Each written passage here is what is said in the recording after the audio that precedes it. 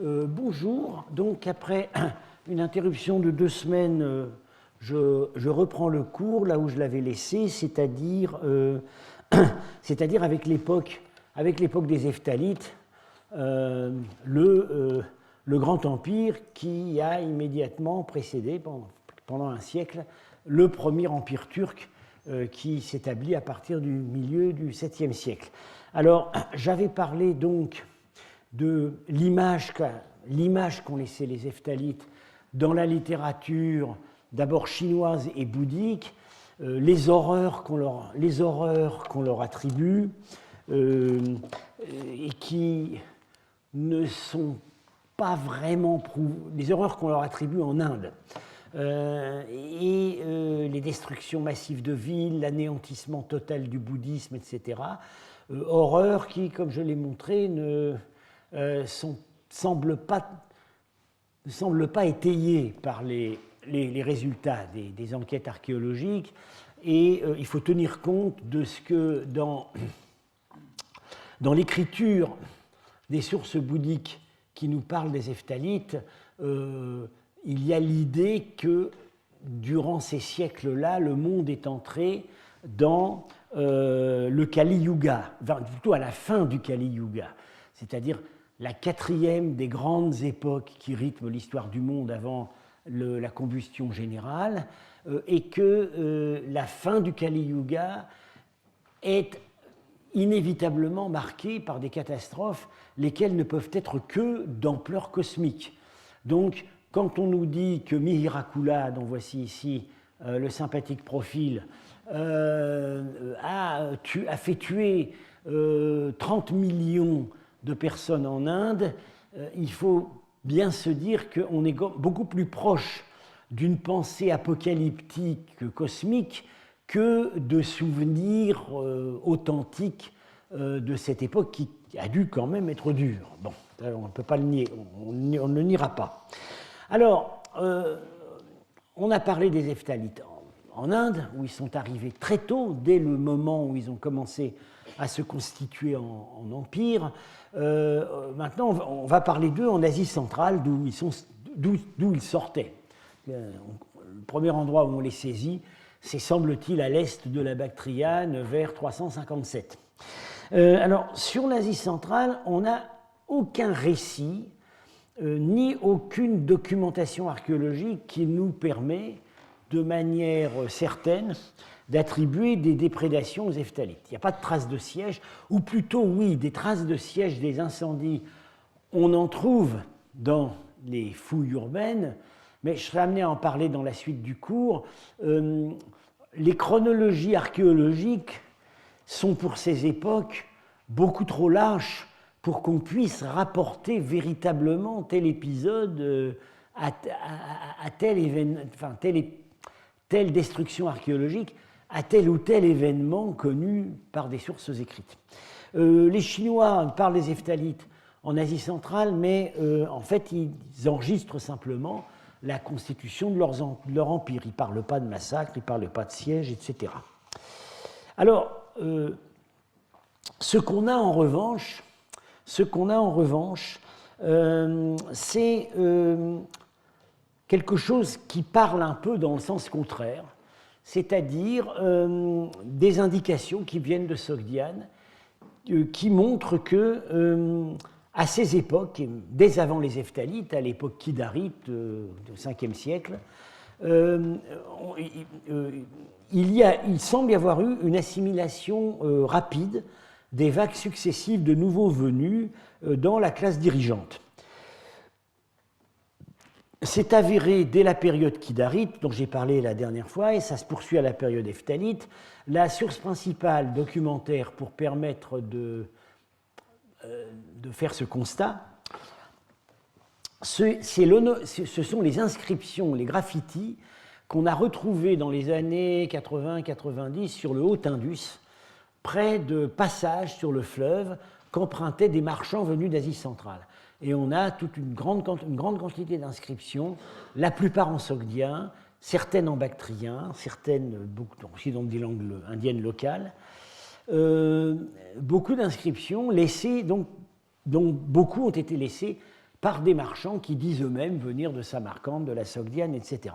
Ces gens-là, enfin, ces inscriptions sont généralement très brèves, nous donnent le nom du bonhomme, le nom de son père, mais ce qui est très intéressant, c'est que ça nous donne un très gros stock onomastique, et on s'aperçoit qu'à cette époque, le tiers des gens, le tiers des marchands ou des envoyés qui laissent leur nom sur les rochers du Haut-Indus s'appellent Hun, Hun, Monsieur Hun. Donc c'est un nom qui a été intégré à l'onomastique locale. Ce qui est également intéressant, c'est qu'on a 16 personnages qui s'appellent Hun, fils de quelqu'un qui porte un nom sogdien, un nom sogdien traditionnel. C'est-à-dire que on voit que des gens d'origine apparemment locale sogdienne n'hésitent pas à appeler leur fils Hun, ce qui semblerait quand même indiquer que le nom est entouré d'un certain prestige. Ce sont les nouveaux maîtres du pays. On peut penser, disons, voilà, ces indices font penser à une assimilation rapide des nouveaux conquérants à la classe dirigeante, y compris la classe marchande. Un autre indice d'acculturation rapide, c'est qu'on ne voit pas à cette époque, contrairement aux époques d'invasion nomade de l'Antiquité, on ne voit pas apparaître de nécropoles nomades dans les environs, dans les périphéries des oasis. On a des nécropoles qui n'ont pas été fouillées, mais qui sont probablement d'époque hephtalite au sud, en Bactriane orientale, c'est-à-dire la région d'où ils sont sortis, où ils se sont constitués en tant qu'État. Mais dans des régions qu'ils ont conquises à un stade plus avancé de leur développement historique, il ne semble pas qu'ils aient créé de grandes nécropoles. Il y a des sépultures isolées, mais ils n'ont pas créé de grandes nécropoles selon leur mode ancestral. Alors, on a un document iconographique, malheureusement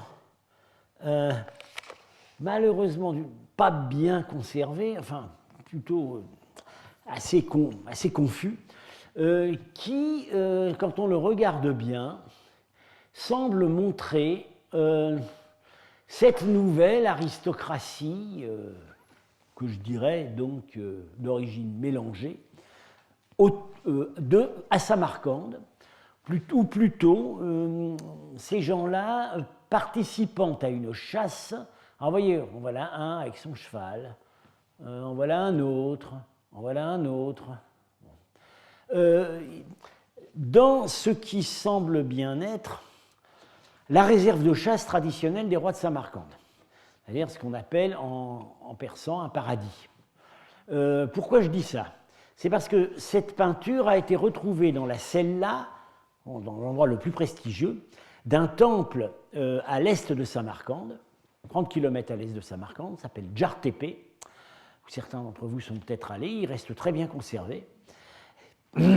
Et ce temple se trouvait justement dans une zone de jungle, dont on sait traditionnellement que c'était là que venaient chasser les émirs de Boukhara, etc., etc. Et Paul Bernard avait pu prouver il y a quelques années que l'endroit où Alexandre a chassé dans un parc de chasse près de Samarcande et où il a failli être tué par, nous dit-on, un lion, je pense qu'en fait c'était plutôt un tigre, se trouvait tout près de là. Donc c'est visiblement le thème de ces peintures. Alors en bas, vous les voyez qui chassent. Alors là voilà une panthère, vous voyez. Là voilà un mouflon. Là voilà des gazelles, des antilopes, on va dire des gazelles. Plutôt des cervidés. Oui, voilà, il a des cornes, donc plutôt des cervidés. C'est ce qu'on appelle la gazelle de Boukhara. Bon. Et au-dessus, on a une scène cultuelle où des gens viennent apporter des offrandes à quelque chose qui semble bien être ici un couple divin. Voilà. Un dieu, une déesse, semble-t-il. Alors, bon, c'est très très mal conservé, ou plutôt très mal dessiné, mais ici, avec un peu d'imagination, vous pouvez voir des pattes de lion. Il y a un autre endroit, alors là, j'avoue que je les ai vus à l'époque. Ah voilà, ici aussi. Voilà, on voit bien ici, hein, les pattes de lion. Donc en fait, il y aurait 4 divinités peut-être.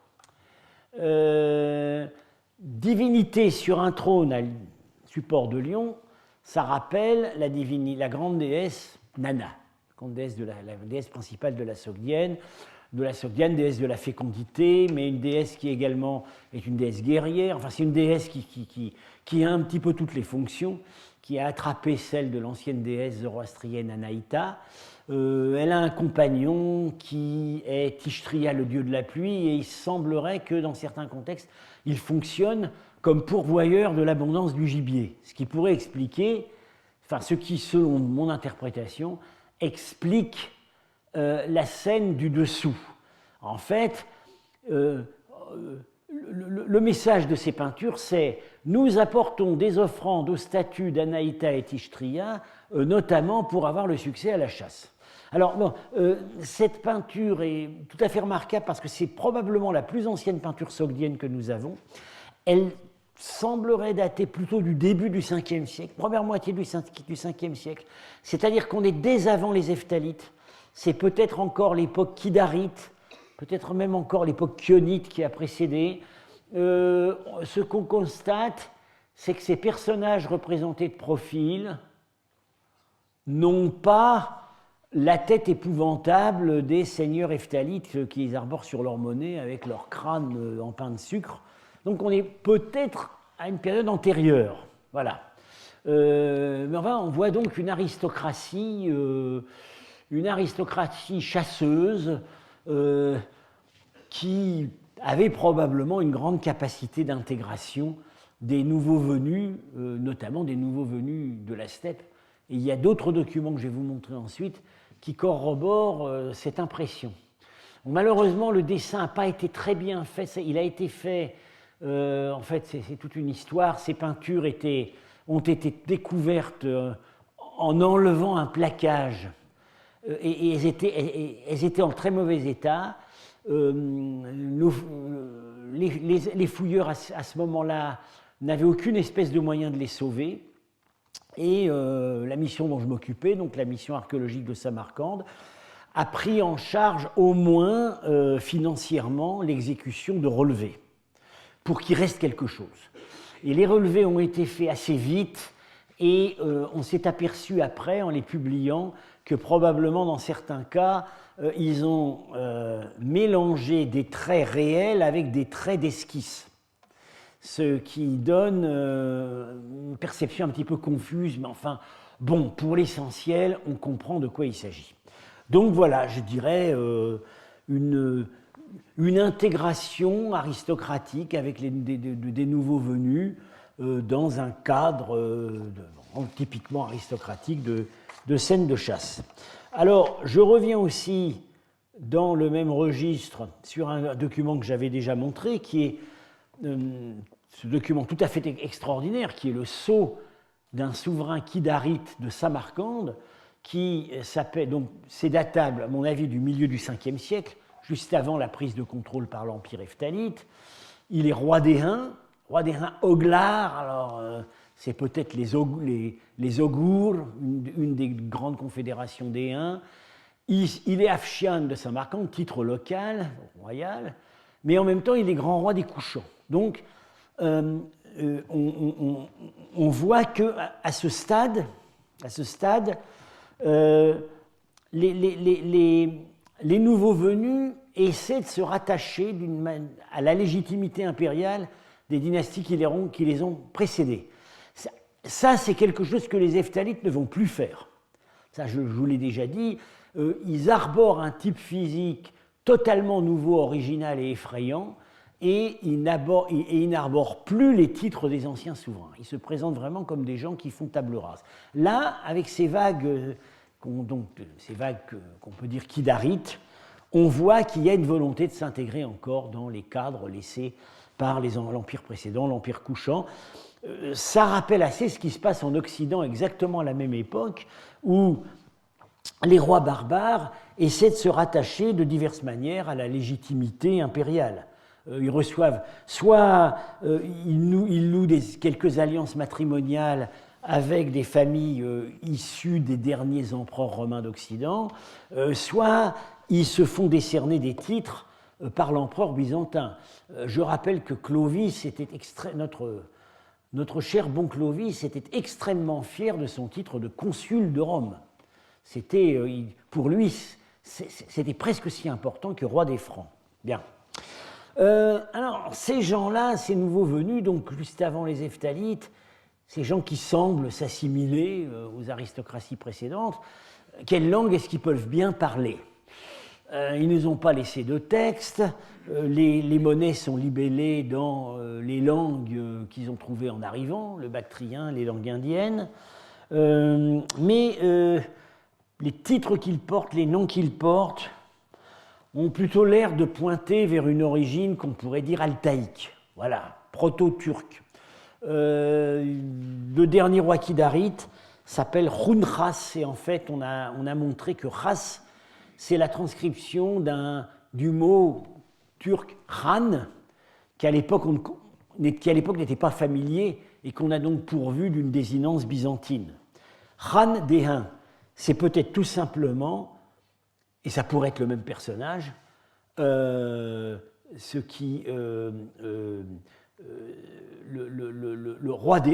l'équivalent du roi des Huns, qui est ici sur le sceau kidarite de Samarcande. Donc là, un Oglar, alors Orlar, on reconnaît le mot turc Oglu, fils. Alors ça peut être les Huns princiers, mais ça peut être aussi les Huns Ogour. Ogour a la même origine, semble-t-il. Ça veut dire les gens de la lignée royale, les fils d'eux. Voilà. Mais en même temps, on avait vu que tout au début, avec la première vague, les Chionites, on a une onomastique également iranienne, avec Grumbates, qui veut dire protégé par Bahram, ce qui n'est pas du tout un nom turc. Donc, vraisemblablement, c'est assez mélangé, mais enfin, malgré tout, plus on avance dans le temps, plus ça a l'air de se turcifier. Bien.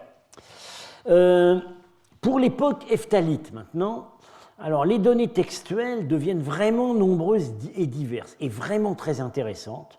Je vais commenter un certain nombre de ces textes, mais elles laissent sur des impressions très contrastées.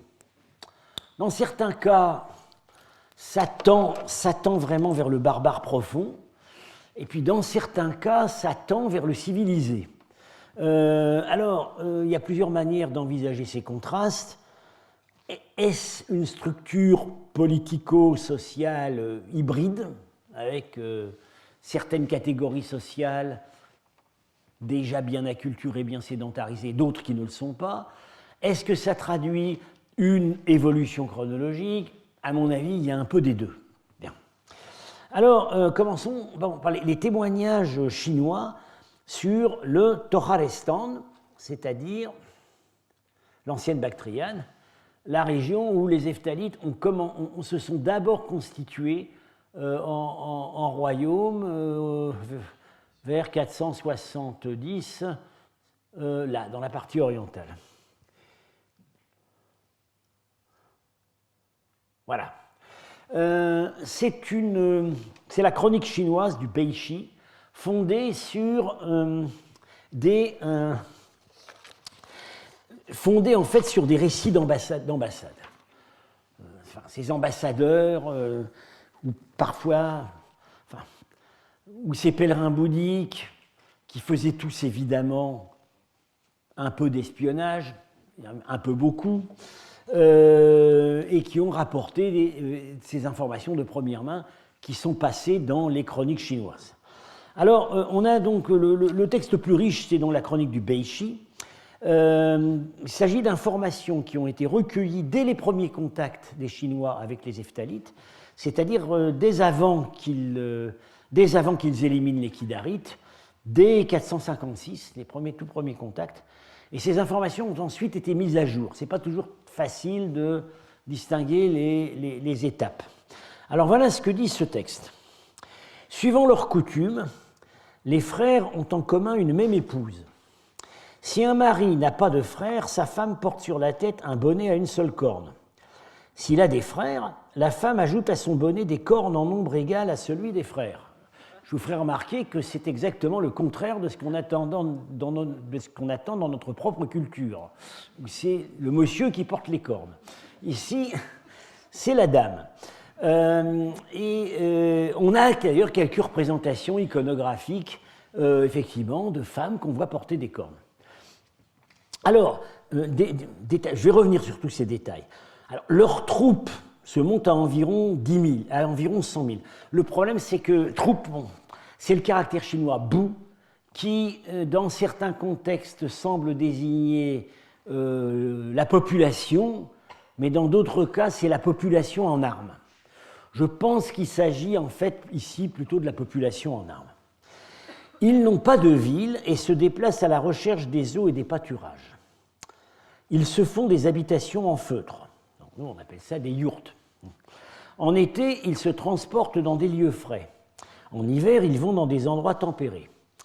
Ils répartissent leurs femmes dans des lieux divers. Et alors là, on voit bien qu'on passe dans un autre registre. Il s'agit du milieu royal, et là, c'est la polygamie qui domine. Alors qu'avant, on nous a parlé de la polyandrie. Donc, on va voir comment régler la contradiction. Le roi se déplace en faisant une tournée, il occupe chaque mois un endroit différent. La dignité royale ne se transmet pas nécessairement au fils. Oui, c'est important parce que ça permet de comprendre que cet empire avait en fait une structure multipolaire, avec vraisemblablement, comme on verra plus tard avec ces empires turcs d'Asie centrale, une espèce de condominium dans la fratrie, et le pouvoir suprême tourne un peu de branche en branche selon un principe de seniorité, mais qui n'est pas un principe d'hérédité mâle. Ça permet notamment donc de comprendre le statut de ces souverains hephthalites du Gandhara, d'Inde. Que les numismatiques de Vienne se refusent à y voir des hephthalites parce qu'ils considèrent que les hephthalites, ils n'étaient pas là, ils étaient en Asie centrale. Mais en fait, il s'agit vraisemblablement de branches cadettes à qui on a délégué le pouvoir. Bien.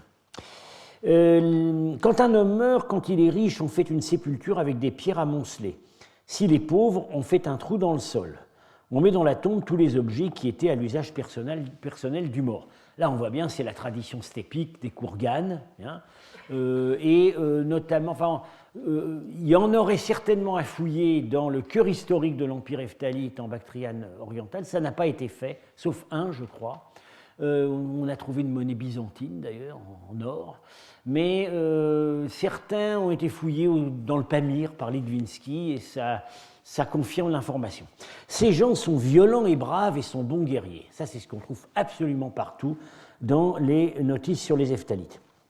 Alors, le pèlerin Sangyun, dont j'avais parlé, donc parce que c'est lui qui a eu affaire au sinistre Mirakula à la frontière du Cachemire, vers 520, il a traversé le cœur de l'Empire hephtalite en arrivant de Chine. Alors voilà ce qu'il nous dit. Au début du 10e mois, ils arrivèrent dans le royaume des Hephthalites, c'est-à-dire, en l'occurrence, le Toralestan, la Bactriane. Les champs cultivés y sont fort nombreux. Les montagnes et les marais s'y étendent à perte de vue. Ça, c'est un bon résumé géographique de la Bactriane, où il y a pas seulement des oasis, mais vraiment des plaines très très riches, densément peuplées, puis à côté de ça, des zones désertiques, des piémonts de montagnes, etc. Les Hephthalites ne demeurent pas dans des villes murées, c'est dans un camp mobile qu'ils ont le siège de leur gouvernement. Le roi étant pour lui une grande tente de feutre qui est un carré de 40 pieds de côté. Tout autour, les parois sont faites en tapis de laine. Là, on a l'impression de lire les descriptions des envoyés occidentaux à la cour du Mongol au XIIIe siècle. L'épouse principale du roi porte sur la tête une corne qui est longue de 8 pieds. Donc elle a qu'un mari, évidemment. Voilà. Oui, alors, ce qu'on peut commenter de ces textes, vraisemblablement, La notice du Beishi, et ce que nous dit aussi Songyun, se rapporte pas, évidemment, se rapporte pas à la totalité de la société heftalite. Ce sont les gens avec qui les envoyés chinois ont eu surtout affaire. C'est-à-dire que c'est le sommet de la pyramide sociale. Ce sont les souverains qui ont gardé le plus longtemps les habitudes ancestrales de vivre sous la yourte, de vivre dans les pâturages, etc. C'est une vision, c'est probablement une image partiellement archaïsante de ce qu'était cette société où il devait y avoir. On sait que par ailleurs, il y avait des éléments qui s'étaient urbanisés. Les Hephthalites sont probablement, comme leurs prédécesseurs, issus de cette grande migration qui est sortie de l'Altaï vers 350-370, mais ils sont restés dans la coulisse pendant un siècle, pendant que ceux qui tenaient le devant de la scène, c'était les Chionites, les Hephthalites, etc. Et donc ce qu'on peut penser, c'est que pendant ce siècle, ils ont commencé à s'acculturer. Alors la question de la polyandrie-polygamie, on voit que le milieu dirigeant est polygame. Alors qu'est-ce que c'est que cette histoire de polyandrie par ailleurs, où les femmes épousent plusieurs maris? Attention, il s'agit uniquement des frères. C'est pas de la vraie polyandrie, c'est une forme étendue du lévirat. Pendant longtemps, ça a amené sur une fausse piste concernant les origines des Hephthalites, notamment nos collègues japonais, qui ont constaté que ces habitudes, ces mœurs polyandriques, on les trouve où, à l'époque moderne? On les trouve dans l'Himalaya, on les trouve au Tibet. Bien. Et c'est donc de là qu'ils ont fait sortir les Hephthalites. Mais alors, ne voilà-t-il pas qu'il y a 20 ans, on découvre dans les archives bactriennes du royaume de Robe un contrat de mariage polyandrique, où une femme épouse plusieurs frères. Et ce contrat est de 333. C'est-à-dire qu'il est antérieur à toute invasion nomade en Bactriane. Ce que ce contrat nous montre, c'est que la polyandrie n'est pas une coutume que les envahisseurs nomades ont apportée avec eux, c'est une coutume que possédaient certains de leurs sujets, et les informateurs chinois n'ont pas fait la différence. Voilà. Alors, cette polyandrie rurale qu'on voit apparaître dans ces documents de Robe, ça s'apparente plutôt typologiquement, disons, de la polyandrie de populations pauvres et montagneuses. C'est typique, ce genre de coutume est typique des zones où, par exemple, où les hommes sont souvent absents. Alors c'était le cas du Mzab dans le sud de l'Algérie, parce que là c'était des sociétés de commerçants.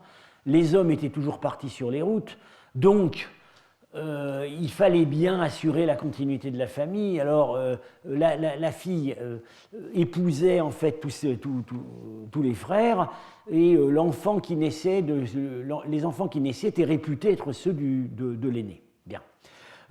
C'est aussi des coutumes de régions où la terre est rare et morcelée, et pour éviter la dispersion des héritages, la femme va épouser plusieurs frères à la fois. Mais en tout cas, ça n'est pas du tout une coutume qu'on trouve dans le milieu steppique, et ce ne sont pas les envahisseurs qui ont amené ça avec eux, c'est quelque chose qu'ils ont trouvé. Donc ça nous met en garde sur parfois l'utilisation qu'on doit faire de ces sources chinoises, qui, d'une part, ont un biais sociologique, c'est qu'évidemment, elles s'intéressent aux gens qui intéressent les envoyés chinois, c'est-à-dire ceux qui ont le pouvoir. Et en même temps, la tendance de ces sources chinoises, c'est d'attribuer à l'ethnie dominante tout ce qu'on observe dans le pays, mais qui peut être aussi lié au substrat local. Donc, j'ai dit que les Hephthalites ont émergé, on les voit d'abord émerger en Bactriane orientale vers 457. Ils se sont à ce moment-là, semble-t-il, déjà constitués un petit État, parce qu'ils envoient déjà des ambassadeurs en Chine. Visiblement, ils veulent des alliés pour liquider les Kidarites qui tiennent encore l'essentiel du pays. Et au même moment, ils interviennent dans une querelle de succession sur le trône des Sassanides. Alors ça paraît curieux, parce qu'ils ont quand même l'air d'être très loin. Mais en réalité, si on sait que le prétendant qu'ils ont soutenu, Péroz, celui qui va gagner, était à l'époque gouverneur du Sistan, c'est-à-dire qui s'étendait vraiment jusqu'à Kandahar, enfin c'était tout ça, et qu'eux, ils étaient par là, par l'école de l'Hindoukouche, ils avaient la possibilité d'envoyer des troupes. Donc ils pouvaient aller pêcher en eau trouble.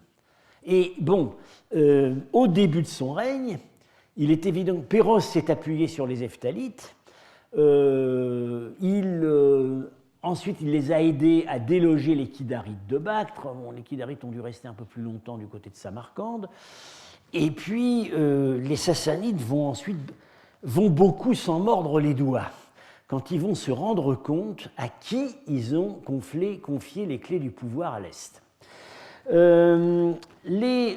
Pour revenir sur les descriptions, terminer sur les descriptions chinoises, voilà, il y a un détail intéressant. Alors voilà, dans la mise à jour qui a été faite au moment où les Hephthalites vont cesser d'être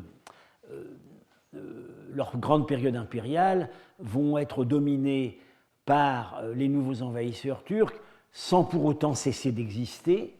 Là, on nous dit que le roi réside dans une ville qui a plus de 4 km de côté, la ville de Badian.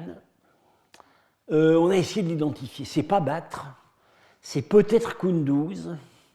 Actuellement, on en débat. Mais ce qui est intéressant, il s'y trouve beaucoup de temples et de pagodes qui sont toutes ornées d'or. Alors, pagode, on voit que après un siècle de pouvoir, bien que l'affreux Mihirakula soit, nous dit-on, ait anéanti le bouddhisme en Inde, ils ont fini par tolérer le bouddhisme dans leur capitale. Mais à côté de ça, il n'y a pas que le bouddhisme, il y a des temples. Parce que les temples, c'est la religion locale, c'est-à-dire la variante centra-asiatique du zoroastrisme qui s'exprime dans des temples.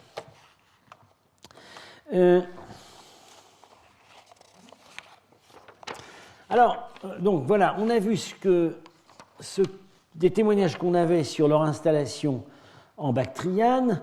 Alors, on a aussi des témoignages intéressants sur ce qu'ils font en Sogdiane. Donc la Sogdiane, ce n'est pas de là qu'ils sont sortis. Ils l'ont, semble-t-il, conquise, peut-être au bout de 10-20 ans. Il y a une hypothèse récente par Étienne de la Vessière que je trouve intéressante, c'est que en 479, c'est-à-dire que là on est 12 ans après le moment où ils ont pris Bactre et éliminé les Kidarites, en 479, la Sogdiane n'envoie plus d'ambassade sous son propre nom en Chine pendant quelque temps. Ce qui peut laisser penser qu'à ce moment-là, les ambassades, bien entendu, les gens de Samarcande continuent à envoyer des ambassades, mais comme leur pays est passé sous le contrôle des Hephthalites, leurs ambassades ne peuvent plus s'annoncer à la cour de Chine comme ambassade de Samarcande. Elles doivent s'annoncer comme ambassade des nouveaux maîtres. Donc à ce moment-là, on ne les distingue plus. Très peu de temps après, 484, donc j'ai dit que Péroz s'était beaucoup mordu les doigts d'avoir favorisé l'émergence des Hephthalites au début. En 484, on va revenir là-dessus, il est tué, il meurt au combat contre eux en essayant d'envahir leur territoire, avec, nous dit-on, 7 de ses fils, une grande partie de la noblesse, et vous allez voir dans quelles circonstances incroyables s'est produit ce massacre. Et à ce moment-là, le roi Hephtalite qui l'affronte s'appelle Arshundar. Arshundar. C'est un titre sogdien. Ça veut dire, c'est un des titres qui veut dire roi en sogdien. Ce qui montre que doit y avoir le cœur du pouvoir s'est peut-être transféré au nord. Il y a peut-être, moi, ce que je crois plutôt, c'est que encore une fois, c'est un pouvoir polycentrique. Et celui qui a mené le choc contre le roi sassanide, c'est celui qui à ce moment-là était à Samarcande. Il n'empêche que donc d'autres souverains tout aussi heftalites que les autres, ceux qu'on a vus en Inde, règnent au même moment. Alors, quelque chose d'intéressant qu'on voit à la fois en Sogdiane et dans d'autres régions de l'Empire, c'est une propagande artistique qui montre à nouveau, de manière beaucoup plus claire que ce qu'on avait vu avec la peinture de Djar-Tepe, une entreprise de fusion des aristocraties. Alors vous avez là un plat extraordinaire qui a été trouvé dans le Swat, région au nord de la vallée du Kaboul, actuellement au Pakistan du Nord. Il se trouve actuellement au British Museum. Alors voilà une partie du plat. En fait, on voit quatre rois chasseurs. Voilà. En voilà un, en voilà deux, en voilà trois, en voilà quatre. Et alors, vous voyez tout de suite que ces rois chasseurs, ils ont des équipements assez identiques. Hein. L'arc à double courbure, l'arc composite qu'on voit formé de lamelles à double courbure, qui avait un énorme pouvoir de détente, la longue épée, la très longue épée pendant aux côtés, etc. Mais ils n'ont pas les mêmes têtes. Et ça, c'est volontaire. On a bien voulu nous montrer quatre rois qui chassent ensemble, mais qui ne sont pas de la même origine. Voilà, quand j'ai commenté ce plat, j'ai dit, enfin c'était dans un article en anglais, j'ai dit, ils ne sont pas en speaking terms, ils sont en hunting terms. C'est exactement ça qu'on veut nous montrer. Alors, il y en a un, celui-là, il a vraiment le crâne ephtalite. Je pense que c'est un ephtalite des débuts. Voilà. Mais celui qui est ici, avec sa chevelure frisée, ça a l'air d'être un local. Ça a l'air d'être un Indien du Nord-Ouest. On a des sceaux de la même époque inscrits en indien qui montrent ce type de portrait. Et alors, en voilà deux autres qui ont des couronnes imitées, déformées des couronnes sassanides du 5e siècle, avec les deux ailes ici, la lune, le croissant de lune, le soleil, etc. Il y en a deux. Et en fait, c'est ce que portaient les derniers Kidarites qui frappaient des monnaies dans la région. C'est-à-dire que ce qu'on voit, c'est que les anciens maîtres du pays n'ont pas été anéantis, ils ont été vassalisés, intégrés dans une nouvelle structure politique. Ça, c'est vraiment le message de propagande que délivre ce plat. Alors, il y en a un autre qui, lui... alors, lui, il est sogdien, celui-là. Il a été fait en Sogdiane. Il est à l'Ermitage. Voilà un couple Bangtan. Alors, ce sont des ephthalites, tels que les Chinois nous les décrivent. Ils étaient très frappés d'une chose, c'est que les émissaires chinois étaient très frappés d'une chose, c'est que les ephthalites ne cachaient pas leurs femmes. Et que quand ils étaient reçus par un prince local, ils étaient toujours reçus par le couple royal. Alors voilà, les deux, avec le manteau, ça c'est la mode locale sogdienne, avec le caftan, avec un pan dégagé sur la poitrine. Elle fait un geste de bon augure, voilà, pendant que son mari gentiment lui présente une coupe. Il y a une petite créature flottante en haut, ça c'est un symbole bien connu, c'est le symbole de la félicité céleste qui bénit le couple. Hein. Alors ce plat appartenait à un certain Narak, fils de Hun, c'est-à-dire ce que j'ai dit tout à l'heure, l'intégration, la présence onomastique des envahisseurs Hun dans l'aristocratie locale. Et alors, pour corser le tout, le plat est complété par des scènes prestigieuses qui n'ont rien à voir avec le sujet principal, puisque ce personnage nonchalamment accoudé, qui tient une massue, c'est Héraclès. C'est-à-dire que on a repris des thèmes, probablement qu'on ne comprenait plus très bien, de l'ancienne vaisselle laissée par les Grecs. Alors ici c'est un masque Grima. Oui, oh, c'est le masque de la. C'est pas indien, ça, c'est le masque de la Gorgone. Voilà, il y a aussi par ailleurs des singes, je crois, qui participent au banquet. On a fait une œuvre composite pour flatter. Je pense que le message qui est là-dedans, c'est que monsieur et madame sont des gens cultivés. Et donc, ils s'entourent toujours d'un décor qui remonte à un passé qu'on savait encore prestigieux, qui était le passé hellénistique de l'Asie centrale. Mais eux, ils sont dans leur costume, non plus stépique, mais le costume sogdien qu'ils ont désormais arboré. Et il s'appelle donc Narak, fils de Hun. L'ancêtre, ben, c'était un Hun. Alors un Kidarite, un Kionite, un Nephthalite. Voilà. Alors, un témoignage très intéressant, mais maintenant byzantin, ça vient de l'autre côté, et celui de Procope, vers la fin de l'empire Nephthalite. Alors, c'est un son de cloche très très différent du son de cloche chinois. Les Chinois ont eu contact avec ces gens-là par des ambassades qui, encore une fois, allaient voir le souverain dans son environnement stépique. Voilà. Les Byzantins, le contact qu'ils ont eu avec les Nephtalites, c'est à l'armée. C'est-à-dire qu'à un certain moment, il y a eu donc la défaite cuisante des Sassanides en 484, dont je vais être amené à reparler, et puis un accord, un accord de paix qui fait que les Nephtalites, à un certain moment, ont servi dans les armées byzantines.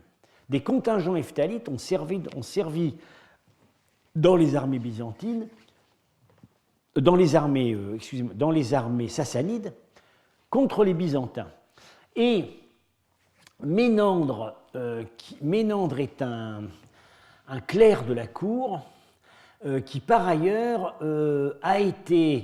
a travaillé dans l'entourage immédiat du grand général byzantin Bélisère.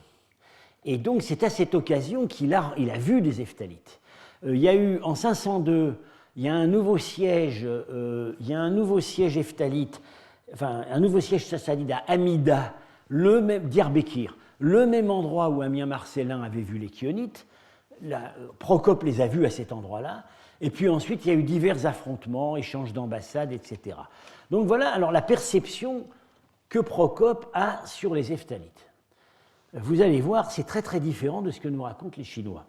Les Nephtalites sont de la race des Huns, par la réalité comme par le nom. Cependant, ils ne se mêlent avec aucun des Huns que nous connaissons, car ils occupent un pays qui ne leur est pas mitoyen ni même très proche. Ils ne sont pas nomades, comme les autres peuples Huns, mais depuis longtemps ils se sont établis sur de bonnes terres. Pas du tout ce que nous racontent les Chinois. En conséquence, ils n'ont jamais fait d'incursion en territoire romain, sauf en compagnie de l'armée perse. De tous les Huns, ils sont les seuls qui ont le corps blanc et une allure qui n'est pas laide. Il n'a pas vu les mêmes que ceux-là. Hein, ouais. Bon. Ou alors, les choses avaient évolué. Je penserais plutôt ça. Ils sont gouvernés par un roi, et comme ils sont un état de droit, en grec, politeian, enomon et kontes, ils observent le droit et la justice les uns envers les autres, et aussi avec leurs voisins, à un degré non moindre que les Romains et les Perses. Oui, alors ensuite, le détail suivant, j'en parlerai par la suite. Alors on a un autre témoignage grec par le continuateur de Procope, c'est Ménandre, qui a enregistré, il se trouve que 20 ans plus tard, les Nephtalites ont été défaits par les Turcs. Là encore, les Sassanides avaient conclu une alliance de revers. Finalement, les Turcs ont envahi l'empire Nephthalite Et les Turcs ont, dès le début, essayé de nouer des relations commerciales directes avec Byzance en passant par la mer Noire. Ça n'a pas du tout plu aux Sassanides. Un envoyé des Turcs, qui s'appelle Maniach, mais qui est en fait un Sogdien, arrive à la cour de Byzance en 567. Et là, comme on dirait aujourd'hui, on le débriefe. Qu'est-ce qui s'est passé récemment en Asie centrale? Quels sont ces bouleversements, hein? Alors, voilà, Ménandre traduit le dialogue avec l'empereur. Alors l'empereur demande, vous avez donc soumis tout le pouvoir des Hephthalites? Complètement, répond l'autre. Les Hephthalites vivent-ils dans des villes ou dans des villages? Monseigneur, ce peuple vit dans des villes. Voilà. Et Ménandre est un Sogdien. Donc, il nous montre un État, ce que l'empire Hephtalite était devenu après 3 générations, c'est-à-dire un empire qui n'avait certainement jamais anéanti les villes d'Asie centrale.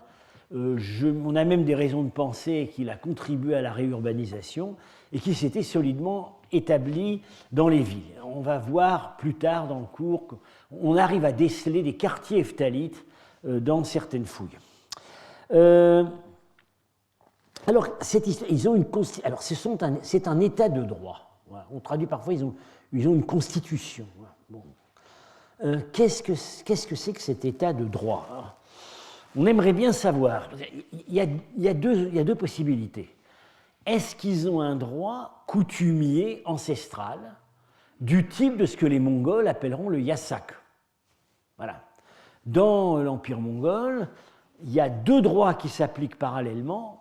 Il y a le droit local, dans les parties islamiques de l'Empire mongol, c'est la charia, et il y a le droit du souverain, qui est le yasak.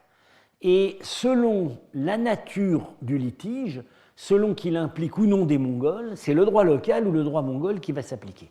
Alors, c'est peut-être ça que veut dire, auquel fait allusion Procope. Ça pourrait être aussi, tout simplement, que les Hephthalites ont adopté les normes administratives des pays sédentaires qu'ils ont conquis. On les voit dans les archives de Robe, on les voit prélever des taxes, on voit que les souverains locaux se disent représentants du roi des Hephthalites, représentants du Yabgou des Hephthalites. Alors, est-ce qu'ils ne se seraient pas coulés tout simplement dans les normes de chancellerie et d'administration des pays qu'ils ont conquis? Là, c'est vraiment un problème intéressant et pour le moment auquel je ne vois pas de solution. On a plusieurs très forts marqueurs de l'acculturation des Hephthalites. Du point de vue linguistique, toujours la même question. Quelle langue est-ce qu'ils pouvaient bien parler? On a vu que leurs prédécesseurs, vraisemblablement au niveau supérieur, parlaient une langue turque. Les Chinois ont été bien embêtés quand ils ont écrit sur les Hephthalites. Voilà, le Beichi nous dit leur langue d'origine n'est pas la langue des Sogdiens, n'est pas la langue non plus des autres tribus turques que nous connaissons. C'est quelque chose, c'est une langue que nous ne connaissons pas. Voilà ce qu'ils nous disent. Il y a vraiment un mystère, d'autant plus qu'encore une fois, le nom Hephtalite, on n'a toujours pas d'explication satisfaisante à donner. On croit reconnaître le mot sogdien pour 7, Haft, les 7 tribus peut-être, etc. Sauf que quand ça ne marche pas phonétiquement. Voilà, ça pourrait être peut-être une étymologie populaire. Alors, selon une autre chronique chinoise, autrefois, le Liangshu, autrefois, il n'avait pas de langage écrit et il notait par des encoches sur du bois. Mais à cause de l'échange d'ambassades avec les pays voisins, ils en sont venus à employer l'alphabet sogdien en utilisant de la peau de mouton comme papier. Là, on voit bien ce que j'expliquais tout à l'heure, l'adoption des pratiques de chancellerie locale. Alors, ces histoires d'encoches sur le bois, ça pourrait faire penser à un système d'écriture en runes, comme plus tard ce qu'on va trouver avec les Turcs. Qu'est-ce que nous donne l'oronomastique? Les noms qui nous sont transmis sont bactriens ou iraniens au sens large. Voilà, encore à nouveau, peut-être cette strate sarmate iranien nomade, Il n'y a pas de... Bon, le seul nom de roi qu'on connaisse au nord, hein, c'est Archounoir, qui est en fait un titre royal sogdien. Les rois du sud, Mihira Kula, etc. Mihira, on reconnaît Mitra. Kula, on ne sait pas très bien ce que ça veut, ce que c'est. On a l'impression de... Alors, on a dit parfois, peut-être c'est l'ancêtre du Pachtou. Voilà. Comme le Pachtou, on ne sait pas très bien d'où ça sort. Bon, et que certains profils eftalites ne sont pas sans rappeler certains profils Pachtou. Le défunt roi Zahir Shah n'était pas sans quelques beaucoup plus, qui était par ailleurs un fort bel homme, avait quelques traits communs. Bien. Alors, il est assez probable que les Pachtou ont incorporé des éléments qui venaient des Eftalites. La conclusion à tirer quand même de cette situation très confuse, c'est qu'il y a dû y avoir une acculturation linguistique dans le siècle qui s'est écoulé entre leur arrivée et leur émergence au pouvoir. Et là, ils se seraient dotés d'une chancellerie locale, ils auraient adopté la langue bactrienne à un degré supérieur à leurs prédécesseurs. Alors, j'ai dit aussi qu'un indice d'évolution politique, c'est l'existence d'une politique fiscale. On a un passage très intéressant dans un des contrats des documents bactriens de Rhodes, datant de 517. Je cite, la taxe des... C'est quelqu'un qui s'excuse de ne pas pouvoir souscrire à des obligations, de ne pas pouvoir honorer des obligations contractuelles auxquelles il avait souscrit. Et il dit, la taxe des seigneurs eftalites sur notre maison était lourde, et je n'ai aucun actif domestique sur lequel nous puissions la payer. Or, exactement à la même date, le pèlerin chinois Song Yun, qui rencontre Mihira Kula en train d'essayer de conquérir le Cachemire, nous dit le peuple n'en peut plus, il laisse entendre que les dépenses militaires sont extrêmement élevées et accablent le peuple. Donc, on a l'impression de gens à la poigne extrêmement dure. Ce dont il faut tenir compte pour expliquer l'ampleur de leurs armées. Alors, on a vu tout à l'heure dans le texte du Beishi qu'on a des chiffres, hein, on nous parle de probablement 100 000 hommes de troupes. C'est relativement crédible, en fait. C'est relativement crédible. 6 siècles avant, quand les Yuezhi sont arrivés à la frontière de la Bactriane, on leur attribue 80 à 90 000 archers entraînés. Visiblement, c'est ce que les pâturages de la Bactriane pouvaient arriver à fournir comme hommes de troupe. Alors, maintenant, comment... Oui, alors par ailleurs, on sait qu'à un moment, ils ont envoyé 30 000 hommes aux Sassanides en renfort. Donc 30 000 hommes, s'ils avaient une armée de 100 000, c'est de l'ordre du possible. Quand ils vont avoir perdu leur empire, mais qu'ils vont subsister comme petit royaume, il leur restera 5 à 6 000 guerriers, donc tout ça est assez cohérent. Ceci dit, comment extrapoler du chiffre des troupes au chiffre réel de la population? Là, c'est difficile. Il y a un article qui va prochainement paraître, très intéressant, par Étienne de la Vessière, dans le GESHO, Journal of Economic and Social History of the Orient, sur estimation de population en Asie centrale au 7e siècle, où il met, notamment il utilise des recensements chinois qu'on a pour le Xinjiang, et puis pour les parties plus occidentales, Sogdiane, Bactriane, où on n'a pas de recensement chinois, il fait des projections, des extrapolations à partir des surfaces cultivées, qu'on arrive maintenant à évaluer assez bien avec les photos satellites, la documentation archéologique, etc. Lui, ce qu'il dit, c'est que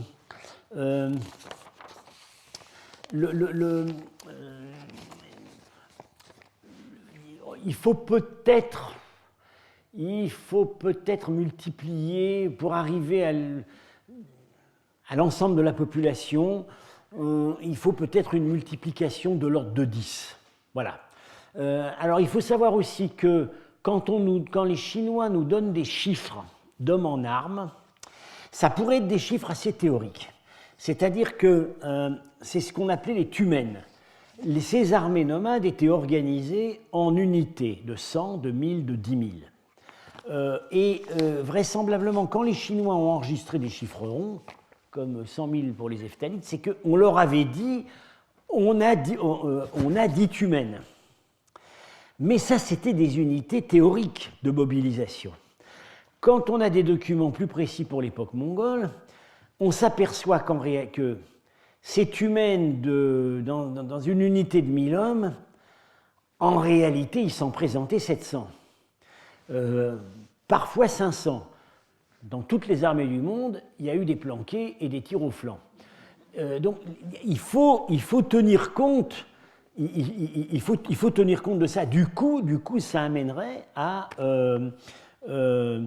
voilà. Donc, ce sont des données qu'il faut prendre en compte. Mais ce qui est certain, c'est que ça nous donne quand même un niveau de mobilisation militaire très très élevé. Alors,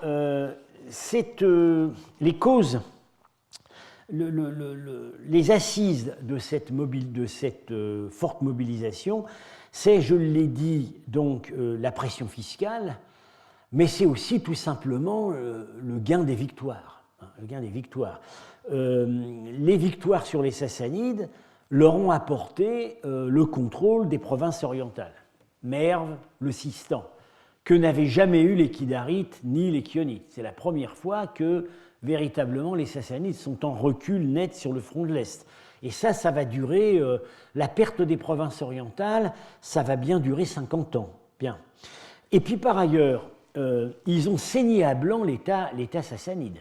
Déjà, ils ont fait prisonnier le pauvre Péroz une fois, puis ils l'ont tué, et alors tout ça s'est traduit par l'imposition d'un tribut énorme. Les sources, les chroniques laissent entendre, donnent des chiffres gigantesques pour le nombre de dirhams d'argent qui devaient être versés. On a l'impression que la majorité de la masse monétaire d'argent émise par l'État sassanide finissait dans les poches des Hephthalites. Eh bien, c'est une impression que les numismates aujourd'hui ont tendance à considérer comme vraie. On constate que, par exemple, on a des émissions massives d'argent sassanide à partir de 476, la première défaite de Péroz. Ça, c'est ce que les numismates de Vienne ont récemment établi. Dans une principauté du Tokharistan septentrional tchaganian, pas très loin d'Alverzin Tepe, dont j'avais parlé il y a 2-3 ans, là, on a les archéologues ont fait des décomptes dans les trésors monétaires qu'ils ont trouvés. Plusieurs décennies après la victoire des Hephthalites, quasiment toute la monnaie d'argent en circulation, c'est de l'argent sassanide qui porte des contremarques locales. C'est-à-dire, ils n'ont pas eu besoin dans les régions du Nord, dans ces régions-là, de frapper eux-mêmes monnaie. Les Sassanides frappaient monnaie pour eux. Ce qui fait que en Bactriane, en Sogdiane, il y a très peu de monnaie Hephtalite à type original. En voilà une. Il tient une fleur. Il a quand même on voit sa grosse moustache là. Bon, la légende n'est pas vraiment lisible. Au revers, c'est l'imitation d'une monnaie sassanide de Péroz reçue en tribut. Ils ont très très peu. C'est un gros contraste avec les Hephthalites du Sud, qui eux ont émis des types monétaires extrêmement intéressants, originaux, avec des vrais portraits, etc. Parce que ils ont dû avoir moins accès que les autres à la masse monétaire d'argent extorquée à l'État sassanide. Ceux-là, ils ont vécu sur l'Inde. Ceux de Bactriane et de Sogdiane, ils ont vécu sur la caisse de l'État sassanide. Voilà.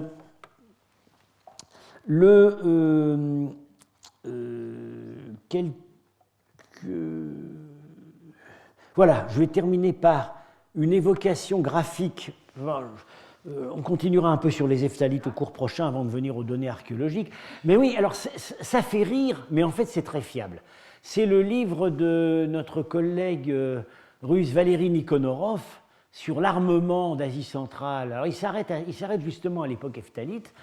Il faut quand même savoir que, bon, ça fait un peu grand guignol, mais toutes les armes représentées sur ces restitutions et toutes les pièces d'arnachement, etc., sont fondées sur une documentation archéologique. Il donne des références à côté qui montrent pour chaque arme représentée une occurrence archéologique réelle. Alors, voilà donc un ephtalite avec son beau crâne là, représenté comme archer, avec la très longue épée que vous avez vue sur les plats que j'ai montrés tout à l'heure. Là, des éléments, oui, voilà, d'autres qui sont plutôt des éléments locaux armés à la légère. Alors, est-ce que c'était que ça, les armées ephthalites?